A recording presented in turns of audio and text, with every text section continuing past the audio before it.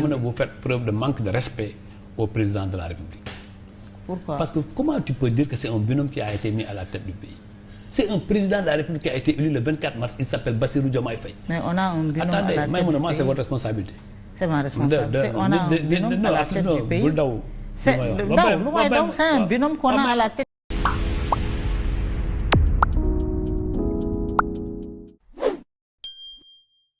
Diplomatie, président Bassirou Diomaye Faye bi ñu ko falee ba tey mu ngi def le tour de la sous-région. Il a été en Gambie, en Mauritanie. Aujourd'hui, il était en visite de travail et d'amitié en Côte d'Ivoire. Mu mel ni moom il est dans une logique de continuité, de raffermissement des liens diplomatiques, des liens bilatéraux avec les pays frères de la sous-région et avec les chancelleries occidentales plus tard. Mais mu am une tournée du Premier ministre Ousmane Sonko bu ñu annoncé dans les États de l'AES, muy l'association des États du Sahel. Moo war a dem en tournée au Mali, en Guinée Conakry, au Bénin et au Burkina.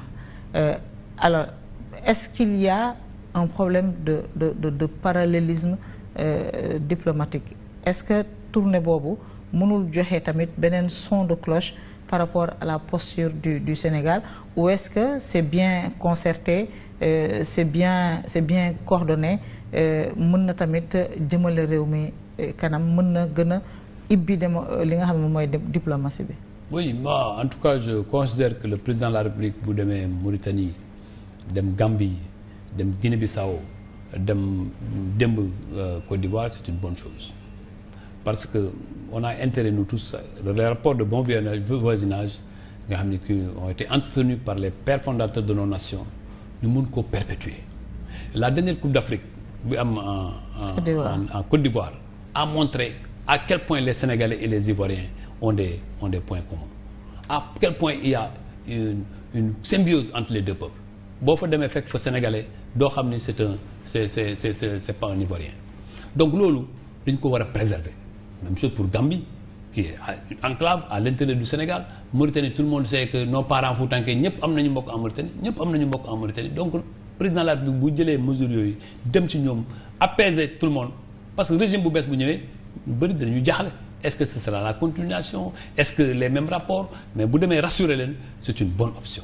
Je considère que c'est une bonne option. Et avoir une approche intégrée, jaar d'abord par la CEDEAO, qui est aussi un bon truc. J'ai entendu le président parler de la CEDEAO en Côte d'Ivoire, c'est une excellente chose. Et la CEDEAO, parmi les pays, les têtes de pont, Sénégal, Côte d'Ivoire, ci la ñu bokk.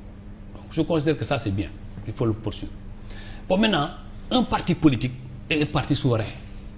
Moi, je ne vais pas essayer là de voir Ousmane Sonko ce qu'il fait à Pastef. Ousmane Sonko, c'est le patron de Pastef. Il a décidé d'aller voir ses amis en Guinée. Il a décidé d'aller voir ses amis au Mali. Il a décidé d'aller voir ses amis au Burkina. Il en a le droit, il n'a qu'à le faire. Moi, ce qui me concerne, c'est l'APR qui me concerne. Ce que fait le PASTEF ne me concerne pas. C'est un parti, c'est une organisation privée qui n'a aucune prégnance publique sur ce que nous faisons. Bu doon tey am président Amadou comment il s'appelle Bassirou Diomaye Faye moo ko def, mën naa jox appréciation. Mais lu may ci métti mooy li ma ci métti lu man. lu ma ci métti lu mooy bi ñëwee fii cérémonie de prestation de serment. Parce que Sénégal dafa am fu mu toll ci Afrique. Sénégal dafa am fu mu toll ci àddina.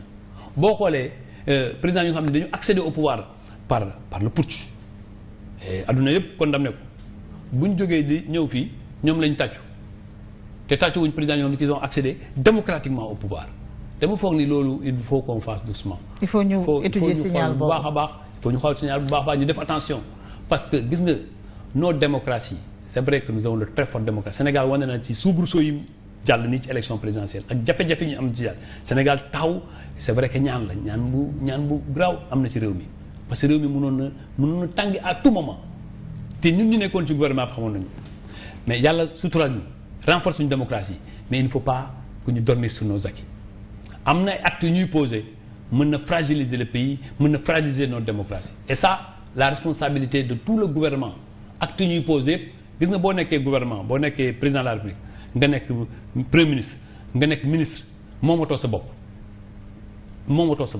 Actes yi ngay posé yëpp dafay am après lu ñuy wax day am conséquence sur comment on perçoit l'État. Mais est-ce que mën nañu président Macky Sall daf ñu doon wax ni ministre yi nañu def bu baax attention à leurs déclarations et à leur comportement et surtout dans nos relations avec les pays. avec les autres pays. Est-ce que mën nañu dissocier le premier ministre qui sera ak le président du parti. Je ne crois pas que le premier ministre sera de là-bas au titre de premier parce que premier ministre mënul génn réew. D'accord. Non loolu nañ ko leeral. Je ne pense pas que ça soit le premier ministre mooy def parce que premier ministre mënul génn réew te am autorisation président de la République. Diplomatie président de la République mooy responsable bi fépp fooy dem ba ministre bu fekkee ne amoo autorisation président de la République mënoo dem donc visite boobu dama jàpp ne bu fekkoonte ni visite du premier ministre la Ousmane Sonko président de la République moo koy autorisé mais bu fekkee ni visite parti am la parti bu muy ñun suñu parti yëpp APR comme PDS comme Rewmi comme LDRSL ñu ngi ci international libéral am ay réew yu xam ni bon mën nañu waxtaan loolu am na ci droit. La configuration actuelle du régime elle est un peu particulière. On a un binôme, un duo à la tête de l'État. Un des membres du binôme buy dem au nom de ses fonctions politiques dans ces pays-là, est-ce que loolu mënul obstruer le signal avec nos partenaires techniques et financiers? Est-ce que loolu mënul gën a brouiller li nga xam ne nag moom mooy gis-gis bi ñu am ci régime bi? Maïmouna, vous faites preuve de manque de respect au président de la République. Pourquoi? Parce que comment tu peux dire que c'est un binôme qui a été mis à la tête du pays? C'est un président de la République qui a été élu le 24 mars, il s'appelle Bassirou Diomaye Faye. Mais on a un binôme à la tête du pays. C'est votre responsabilité. C'est ma responsabilité. On a un binôme à la tête du pays. C'est un binôme qu'on a à la tête du pays, je le dis et je le répète. En tout cas, je le dis et je le répète, c'est un binôme. Voilà. Aujourd'hui, la configuration elle est particulière. C'est un premier ministre fort, c'est un premier ministre influent. D'ailleurs, tellement influent que bu nit ñi di wax sax man parfois tu te perds dans Ousmane Sonko, c'est la vérité, c'est un binôme. waaw may ma wax xam nga yow dafa mel ni man maay journaliste bi yaay invité. Ah mais lu tax nga naan man je manque de respect au président de la République. dama ne la bu ñuy voté président de la République la ñuy voté et demain devant la nation c'est pas le premier ministre qui rendra compte, c'est le président de la République qui rendra compte. Ça c'est notre constitution. Donc le président de la République il est le seul responsable devant la nation. Donc c'est les actes que le président de la République pose que moi je jugerai. C'est pas les actes que le premier ministre doit poser.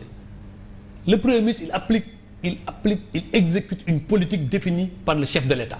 Donc cette tournée ne vous inquiète pas, elle ne vous interpelle pas. Mais moi, je te l'ai dit dès le départ, Ousmane Sonko, en tout cas selon la presse, l'a annoncé dans son parti. Et il en a le droit d'aller voir ses amitiés politiques qu'il a en Afrique et dans le monde. Il en a le droit et tous les partis le font. Mais ça a distingué de la politique diplomatique de l'État.